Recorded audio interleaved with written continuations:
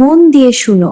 কিন্তু সবচেয়ে রহস্যময় হলো খামেনির শেষ কথাগুলো, আমার শরীর মরে যাবে তবুও এই জাতিকে মাথা নোয়াতে দেব না। যদি আমি না থাকি তোমরা লড়বে, কারণ আত্মমর্যাদা কারো কাছ থেকে পাওয়া যায় না, সেটা ছিনিয়ে আনতে হয়। এই শব্দ কেবল বক্তব্য নয়, এটি যেন সারা দুনিয়ার মুসলমানদের হৃদয়ে গেঁথে দেওয়া তলোয়ার। আয়াতুল্লাহ খামেনি যখন আল উদেইদ ঘাঁটিতে হামলার চূড়ান্ত আদেশে সই করেন, তখন তিনি কেবল একজন জেনারেলের মতো কাজ করেননি, তিনি একজন শহীদের মতো, একজন আত্মোৎসর্গী নেতার মতো এগিয়ে গেছেন। সেই মুহূর্তে তিনি হয়তো জানতেন এটি তার জীবনের শেষ স্বাক্ষর হতে পারে। হয়তো তার সামনে রাখা ছিল মৃত্যুর হুলিয়া, আন্তর্জাতিক গ্রেফতারি পরোয়ানা কিংবা ড্রোন হত্যার ষড়যন্ত্র, কিন্তু তবু তিনি সই করলেন। কোনো দ্বিধা নয়, কোনো শঙ্কা নয়, কারণ তিনি জানেন আল্লাহ সাহসীদের পক্ষেই থাকেন। তিনি জানেন মুসলমান মরতে ভয় পায় না।